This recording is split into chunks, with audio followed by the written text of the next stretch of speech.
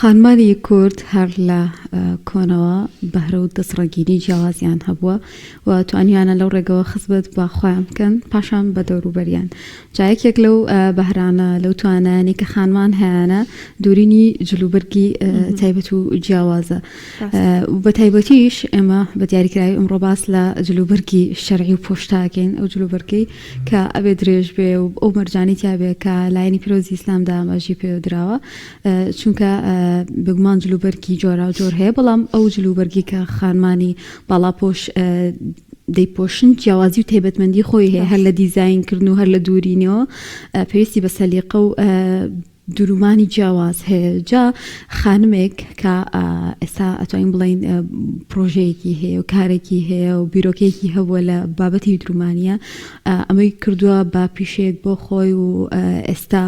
ئەتوانێت لەو ڕێگەوە هەم دیزاینی جلوبەرگی جیاواز و تایبەت بدورێ، هەمیش ئەمە بکاتە سەرچاوەیەک بۆ خۆی و سوود بە خۆی بگەێنێ. ئەم بابەتە بابەتێکی گرنگە بۆی کێمە بتوانین گەنجەکانمان لە سەر پێی خۆیان بۆستن و ئەو بەهر و توانایانی کە هەیەە بیخەنەگەر هەریەکەیان و لەو بابەتی کە لی شارەزان و توانایان تیا هەیە. جا ئەمڕۆ خاتو شێنە حسێن بەرگ دوور لەم تەوەرە لەگەڵمانایە و باس لەو ئەزمونەی خۆیمان بۆ دەکا. خاتو شێنەیە بەخێر ڕووی سپاس وامەدەبوونت ممنون، سپاس دەکەم. سەلام عەلەیکوم، زۆر سپاس بۆ ئەم دەرفەتە جوانە. من شێنە حسێنم. بڵێ شێخان خۆت ناسێنی پێم بڵێ لە کێکەوە ئاها دەستڕەنگینی لە بواری درومانە لە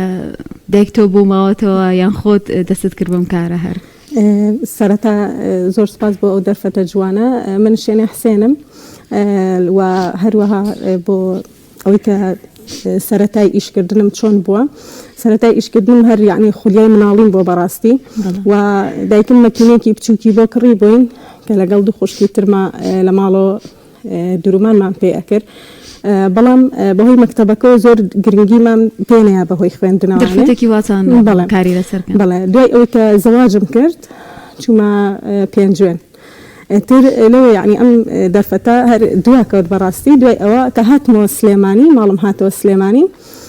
ئەلحەمدولیلا دەرفەتێکی باشم بۆ ڕەخسا کە بتوانم بەرگدووری بکەم و هەر چونکە زۆر حەزم لێ بوو لەسەر جلەکانی خۆم سەرەتا دەستم پێ کرد. یعنی ئەو بەیانی ئەم دووری سێرم ئەکرد بزانم چۆن دووراوە چۆن نەدووراوە ئەمانە. ئیتر ئەلحەمدولیلا خۆشم نەختێک شارەزا بووم بە حکمەوەی کە بە مناڵی هەر خەریک بووم سێری ئەها وردە بیتەوانێ لە ئەوەی کە ئەم جلە چۆن دووراوە چۆن نەدووراوە. سەرەتا لە عەبایەکی خۆمەوە بوو هێنام قماشم کڕی و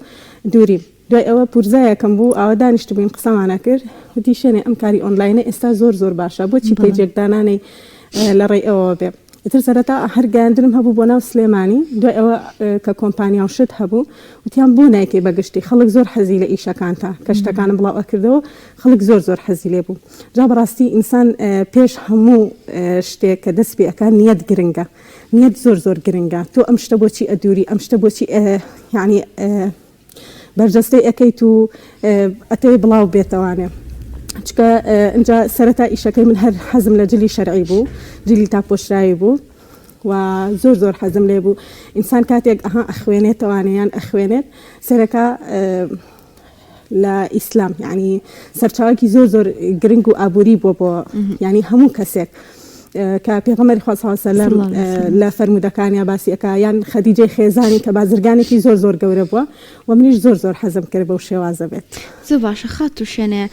کردنی پرۆژەیەکی بچکۆلە خۆت ئیشێکی بچووک بە شتێکی گەورە قورس نییە بۆ تۆ و ئایا خۆمان ئەزانین کە جلوبەرگ هەمووی قیاساتەکان بە شازێکی ستاندارد ئەکەی یاخود بەپێی کەسەکان ئەیکی؟ سەرەتا ڕاستە ئیشەکە زۆر قورسە، بەڵام من ئەڵێم ئینسان ئەگەر هەوڵی داوازی لە تەمەڵی هێنا 2 سەعاتی زێڕین هەیە لە دوای نوێژی بەیانیەوەیە. یعنی ئەمە زۆر گرنگە و بەرەکەتی تایە بۆ ئینسان بەڕاستی ئەگەر دەستی پێ بکە. بەڵام هەموو ئینسانەکان ینی گوێ بۆ نایەن. ڕاستە من هاوسەرم هەبوو، 2 مناڵم هەبوو، کچەکەم 6 مانگ بوو کاتێک دەستم بە ئەم ئیشە کردو و پەیجیشم هەبوو لە هەمان کاتە وە قماشیشم ئەکڕی و لە هەمان کاتیشە ئەم دووری ینی 2 ساڵی ڕێک تەنها ئیشەکان خۆم ئەم کرد، هەموو ئەم ئیشانە خۆم ئەم کرد. بەڵام بەدابەشبوونی کاتەکان هەم ینی بۆ کاتی سەردان هەم بۆ کاتی سەردانی نەخۆش ینی هەم بۆ کاتی جلدورین و ئەم شتانە وبقوي كقرز نبت يعني إنسان أبي تجربة ورقري براستي أبي لي بقولته يعني هر إيشك دستي بي أكي أبي سرت عليه بقولته يعني من هلا خزمة كان يخومه أمو كيشو بالاو شنة أو أي كيشو بالاو شنة يعني هتا قشت مرة ديك الحمد لله أمزاني ك لا بقولنا لسرشانة وقياسي أو كسد شونا وقولي شنة وشاني شنة چونك جليش جلتا جل فرق أكا يعني بوكسكان إيواهي همان كيشو بالاشي هي بلام فرقي هي يعني جسمه كان جاري واهي قلوترا جاري واهي جسميها هرمين تيلن هركسي بلام هركسي بشيازك بلام سباز بخوا يعني الحمد لله أو فضل إخوة جوري وهي شاكي خومت يعني لبر أوي كزور زور بدواء الرشتم تنانا يعني خياتها بو 25 صال خيات بو أي شون يعني توبا بيكيشو بالا أتواني أمجلا بدوري من هلا إلى هنا كانوا سيريكي لا جلا حازرية كانوا كدين يعني ستانداردي تركيو هنا كان كدين بلا أندونيسيا كان زياتر كجل أدورن كان لهمان كاتا توجليكي شرعي بوشي أبيشيك بوشيش به يعني اشتكي زور جوان به زور تايبت به زانين أم فراغ زور لكردستان براستي كاتك من دستم فكر باش الله أو برسيارة بكين بوشي جلوبرجي شرعي هالبجارو أم جلوبرجانا هالبراستي ديزايني تاكري هندي كسبي ولا بروي كجلوبرجي كي بوشتي هيج بيسي بالديزايني كيوانية باري خصني كيوانية نا بداخل يعني أولا أنا بيركضنا هندي كسبة بلام أتواندري ديزاينك زور جواني تابكري أتواندري بهم شرعي به هم زور شيك بوشيش ببراستي بس عبايك سبورتي أدوري أتواني قماشة كان تنك بيت أتواني قماشة كورد نبي أتواني قماشة تصق نبي ولا همان كاتيشة زور جوانا سر أو جستي درب كويكا أو كسعي بورشة براستي هل بجارني أو قماشي كتوبو جلوبرجيك أي كريتو بكاري إهاني تاچني جرينجلا بابتي جلوبرجي الشرعية لا جلوبرجي الشرعية براستي إنسان أبي سيري أوكا يعني ببي بارا أجورت براستي ببي بارا أجورت ببي كواليتي كي أجورت شو كتو إنجا ورز من هي ورز بو ورز أجورة و قماش بو قماشيج أجورة براستي بلا من هر لسرتا الحمد لله متماني خلق بوش عزة بدس هنا قماشي كواليتي نبي هنم يعني قماش كواليتي نبت نيهنم وقماش من هي شوار ورزة هر بو شوار ورزة بكاري أهني أما كواليتي كي زور باشي هي قماش من هي سي ورز بكاردت تنها وزستان بكارنا قماشش من هي تنها لزستانا بكاردت بو ورزكاني تر بكارنا وزور جرينجا أم قماشة بزاني تشونا بوني من إسالة هاوينا أما قماشك هالأبجيري كهواتيا أهين كات على جور بكاتو ولا همان كاتيجا تنقنا بيت يعني قماشك بيت لوكي زياتر بيت بلام خلق هي من إسالة أم قماشة تالكيش أبيت يعني كورتا بيت وتصق أبيت واني إم أوشتانا بكارنا هين براس يعني بكارينا هين مخدي خم چونك تو كجليك أدوريتو لبر أكري أما بوني من بود دروية يعني وق ماكسيغني لما على بيت ولم تصق بيتو يعني كورتا بيتو أبي أوي تيانا بزوريش قراهم بشوين قماشة تناند لا ولات كاني دبي ولا ولاتي الصين وأنا زور برسياري قماشم كردوا كما تشي باشا أما تشي ما ديك تيكريا إما ها بون من استقماش زور برز بوتو بهويشي لبري نوتي بكتيا بكارده خد أنا زين لجيهانيشا نود استازور جرام بو براستي بون من تو برسيارك نوتي تيا بكارده لو كي تيا بكارده زور ما دي تيا بكارده ما دي لايلوني ها الله أم قماشة ما دي لايلوني زور تيا بكارده تربم شوازي زور باشا خاتو شنه آیا ام جورا جلوبرگ شرعیانه که تو درستی اکی تنها جلوبرگ کن که بودروا دروس لبر اکرین تو ایشیتیا اکی یا خود لسرجم جلوبرگ کانی خانمان دا کاریتیا اکی راستی من لهمو پیشه که تو اتوانی تنها یک جوریان حل بجری من ام جلانی ای دورم بودروا بکاردت بلام لهمان كاتيشا شتيكم هيا كأجر هركسك شاي بيكو تبيو من بناسي أزانت جليني يجبوا بو خالمان لمعلوة وجلينيج استأماجي بيبكم بله جلينيج لرمضان كانوا دسي بيكر 5 سال بيش استا تو أبي بقري بزاني بيروكينو يبزاني يعني أمشتا قران كاريتي أكي كسيرم أكير لكردستانا بتايبت لكردستانا وبتايبت سيرم أكير يعني شتێکی زۆر ڕێک و پێک نەبوو بۆ خانمان یان کورد بوو یاخود تەسک بوو ئەمانەی کە بازار لە حەزریەکان ئەفرۆشان یان قۆڵی نەبوو یان زۆر یعنی تایبەتمەندی هەبوو نەبوو هەستام گۆڕانکاریم تیا کرد هەستام گەڕام قماشێکی زۆر جوانم بەردەست خست هەر ڕەمەزان بوو دەوری تقریبا 6 تۆپ بوو هێنام 6 تۆپ بوو هێنام گۆڕانکاریم تیا کرد سێرم کرد کاتێک کەسێک ئەچێتە ڕوکوع و سجود سێرەکەم پشتە قاچ و شتی دەرئەکەوێ ئەمە بۆ ئافرەت بەڕاستی ئەبێ لە نوێژە قاچ و شتی داپۆشتێ هەستم دیزاینێکم دانا کە دواکەی 20 سانتیم لە پێشەکەی درێژتر بێ کاتێک چووە ڕوکوع و سجود قاچ و شتی دەرنەکەوێ در هەستام خێرا ئەم 6 تۆپم داخست بە شێوازێکی ستاندەر کە زۆربەی ئافرەت هەمبوونە لە باڵای 170 لە 175 ئیتر مەگەر زۆر دەگمەن بێ باڵایەکی 180 ئانە ها لە باڵای 170 بۆ 175 بە فریسایزی دووریم هەم بۆ قۆڵەکەی قۆڵ بێتە دەرەوانێ چکە بێ دەستی و دەموچاو دیار بێت لە نوێژە هەم قۆڵ دیزایانی قۆڵەکەم بۆ داڕژت هەم دیزایانی پشت و پێشەکەی و لاشەکەی و فراوانیش بێ یعنی ئەم هینا بە خۆشحاڵیە و ئەڵم سپاس بۆ خوای گەورە دەنگدانەوەیکی زۆر باشی هەبوو پیجەکەم زۆر بەوە ناسرا بەڕاستی بەجلی نوێژ الحەمدولله چەند یعنی دەرفەتم بۆ ئافرەتانی تریژ ڕەخسان و لە دوای ئەوەی کە ئەم جلەم دووری یەکسەر خەیاتم کرد چونکە داواکاریەکان ئەوەندە زۆر بوون فریانە ئەکەوتم بەتەنها و ئافرەتانی ترم فێر کرد وتم بەم شێوازە ئەبڕدرێ بەم شێوازە ئەدوورێ ئێستا چەند کەس لە لای تۆ ئیش ئەکات وڵی بە دیاریکراوی نازانم چونکە بۆ منە ئێستا بۆ 10 کەس لە بازارە ئیشم بۆ ئەکەن هەر لە بازاران باشە 10 کەس ئیشم بۆکەن لە ماڵانیشە بۆ ئافرەتان دەوری 4 کەس بۆ 5 کەس ئیشم بۆ ئەکەن یعنی جلەکانیان بۆ ئەبم پێڵم بەم شازە دیزاینە و هەروەها سپاس بۆخوا دیزاینەریشم هەیە یعنی دیزاینەرم هەیە بۆ شتێک کاتێک کەسێکیان سەری لێ دەرنەکەن یەکێکی تریان ئەتوانێ بیدوورێ باش شوێنی خان تا چنێک ئەم بابەتە بەڕاستی گرنگە تۆ جگەلەوەی کە ئەم بیرۆکە و ئەم پرۆژەت بۆ خۆت کردووە ئەوە ئێستا خانمانی تر کەسانی تر ئەتوان لێ سوودمەند بن ئەمە زۆر جێی دەستخۆشیە تۆ نەکخۆت سوودمانی تریش گەیاندووە لەولایەنەوە بەڵێ هەر دایکە خەدیجە ڕەزا و ڕەحمەتی خوای لێوێ کاتێک خۆی بازرگانێکی گەورە بووە و هەلی ڕەخساندۆ بۆ ئافرەتانی دەزڕەنگین کاتێک بێنە ماڵەکەیەوە شتەکانیان بەرجەستە بکەن و لە یەمەن و شام بفرۆشتێ و ئێمەش ئەبێ ئەم نیەتە بخێنێ پاڵ ئەوەی کە ئافرەتێک پێویستی بە ئیشێک بێ یعنی شەرت نییە هەر لە پیاوانە لەوانەیە ئافرەتێک هەبێت توانای زۆر زیاتر هەبێت بەڕاستی بەڕێخستنی کاتەکانی لە کاتێکات تۆ ماڵت هەبێ مناڵت هەبێ ئەتوانی لە پاڵیشا ئیشێکت هەبێ ئەگەر بتوانی ئەنی تەماڵی نەکەی بەڕاستی چونکە ئەبوو نمونەها گەنجانی ئەم وڵاتەمان زۆر دەزڕەنگیرن یعنی من ئەڵم ئەگەر بگەڕی لە هەموو دنیاە بەقەدەر کورد نازان زیرەکتر بڵم چاکتر ئەمانە نادی بەڵام هەلی ڕەخساندنی کار زۆر کەمە بەڕاستی لەلایەن هەم حکوومەتەوە هەم لەلایەن کەرتەکانی ترۆ کە ها قۆرخی ئەکەن تەنها بۆ ئەوانە بێت کە لە چواردەوری خۆی نا ئەتوانی بە کەسانی تریش ئاشنای بکەیت یعنی ئیشەکە گەورەترکەی من ئەیسا هەلم بۆ ئافرەتانی تریش ڕەخساندۆ لە بەریتانیا یعنی لە بەریتانیا من لێرۆجلی بۆ ئەنێرم ئەیفرۆشێت یعنی زۆر لێشی رازین ئیتر وەک وتم ینی زۆر گرنگە نیەت لە دڵە چۆن بێت و بتوانی باش ئەو بربەستانە چینکێنە بەردەم تۆک و ئێستا خاوەن کارێک لە ئەو شتانی کە ڕۆژانە ڕۆیان لە کارەکەتە وەڵاهی ئاها زۆر شت هەیە یعنی هەموو شتێک ناخۆشی ناڕەحەتی خۆی هەیە بەڕاستی الحەمدولله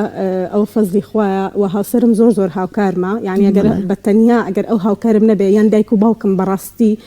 کە نزیک من یان دایک و باوکم کاتە خێزانەکەت بەتەواوەتی پشتگیری تۆ بەڕاستی یعنی کە ئەم ئیشەی من کە زانیان سەر ئەگرێت و کەزانیان من هەر ئەها لەسەر هینی خۆم سوور بووم ئیوا هەبوو ئەی خەیاتی ئەەکەی پشتت دانی قاچت دانیوان بەڵام نام یعنی تۆ خزمەتێک ئەگەێنی یەکەم خزمەتێک ئەگەێنی دووش یعنی موچەیەک بۆ خۆت دابین ئەەکەی کە ژێوی ژیانتی پێدابین بکەی و دوای ئەوە کە بیرۆکەکەم سوپاس بۆ خواستەریگر زۆر پشتگیریم بوون بەڕاستی لە هەموو شتێکە دایک و باوکی خۆم و دایک و باوکی هاوسەریشم یعنی ئەوانەی چواردەوریشم بەڕاستی بەڵام ئاسایش ئەگەر گیر و گرفتێک بێتە بەردەمت بۆی گەنجان بزانن ینی هیچ ئیشێک بأسانات بردست رنجة توشي هندي قرف بيتو هر باللواتنا نوكي أصلاً دورتين قرفتي من قماشة دورتين قرفتي من قماشة كبأساني هندي قماش هي زور محزلة بيت كردستان نايت يعني بباريكي زور خيالي ديت كردستان يعني إسامن قماشي أو جلينيجا كوتم يعني أو جلينيجا هنا دوريم ديزاينك يمكن الحمد لله زوري شوينا وخلقه بلام دوي أو قماشك زور فينكم أبيست قماشك لهمان كاتات تنقنا بيت شو كأفرتان جلي مالوي جيايا كلابري كربونيوجا كيكسر مرتاح بيتيوي برواتان هبه كان محمد يكا بازرگانێکی گەورەیە خوای گەورە لێ ڕازی بێ کاتێک هێنەی بڕوات کەوتی هەمووی بۆ تۆ دانم مادەم حەز ئەوەندە لە قماشەکەیە وابزان بایی دەفتەر و بیست بوو بە قەرزیش دێنێ با یەک دەفتەر و بیست وەرەقە بوو لەو کاتەیە بۆ من زۆر عنی ها قورس بوو بارگرانیەک بوو بۆ سەر شانە لەبەرەوەی لە چی لایەکەوە ئەتوانی بەس ئەو خوای گەورەی خۆی یارمەتیت ئەیە بەڵام سوپاس بۆ خوای گەورە لە مای 3 مانگە هیچ چی نەمایە هەمووی فرۆشرا چکە هەم قماشەکە زۆر کوالێتی بەرز بوو ئەوش لە دوو بۆیە هێنای زۆر جوان بوو و ئێستاش بە ئێستاشەوە ئەو بارگرانیە بۆ من ئەوەیە کە بتوانم قماشێکی زۆر چاک و کوالێتی بەرز لە دوو بێ لە شوێنێکەوە بێ کە زۆر کوالێتی بەرز بێ بیهێنمە کوردستان يعني أو يعني هيج إشياء بينا راحتي وبربزني سالواني لبيرم نبي كشيء بلام جابون من مسألة جاندن هنديك شت هي زور ناراحتها مسألة جاندن جاري وهي غلط لا ساق كوي يعني درن أكوي يعني كسك على ودينا قرم يعني إما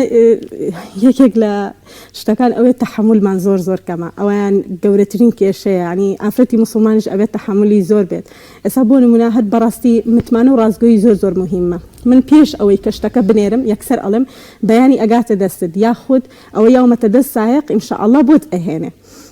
جاري وهي سائقك بنا تشي رداك بيان اشتك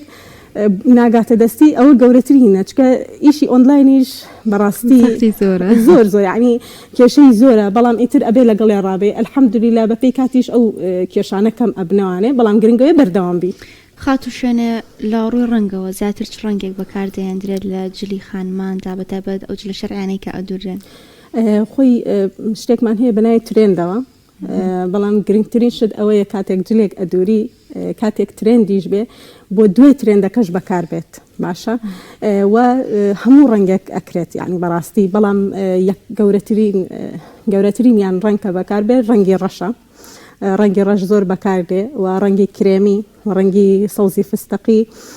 استطلاعات رنگی زرد و سور و آنش بکار اهنین و ایدوری. تو باشه ترند کام با امسال چی بود لپوشاک شرعی ده؟ ترند کان پمی چلکن بو و رنگی کی سور که لگل شیلانه خانه زیاتر لگل آیش اکم کاری رکلام کانم با اکاد رنگی سوره که زور بو بترند و رنگی پمیچل کنو سورو رنگی صوزی فستقیش امان زور ترند بون يعني كجلمان بيدوري رنگ هاوینه یکن زیاتر رنگ کالا کن بله خاطو شنه باست لو کرد با آنلاین دست پی کردوا حتی وکیسج لآنلاین بردوامی یان بابلین تون رکوملاتی کان تاچنی گرمتی دری تو بوی که ام پروژیت آوها گوره بیتو استا بتوانی تو بگیبم قناغو آوها سودمن بی لم لانه بله والله کاری آنلاین کاری کی زور باشه يعني هر کسی بچاکی بکاری بهینه زور يعني درفتی کی باشه با گنجان براستی و زور لري أونلاين وشوينا وخلق براستي ودوي أو كخلق زور داويج لكان يكر بيشانجام أكر دواني لفيستيفال وشتابش داريم أكر وزور باشا ومن زور سباسي ليرو زور سباسي هندكس أحكم كلا أونلاين ناسي ومن يعني زور کاریگریان لسر جیانم هبوا و زور هاوکاریم بون زور یارمەتی درم بون لزور شتا يعني دستیان گرتوم يعني بپشتیوانی خوای گەورە وش فضلی خوای گەورەیە و هاوڕێکانم کە لێو ناسی و من لێرە زۆر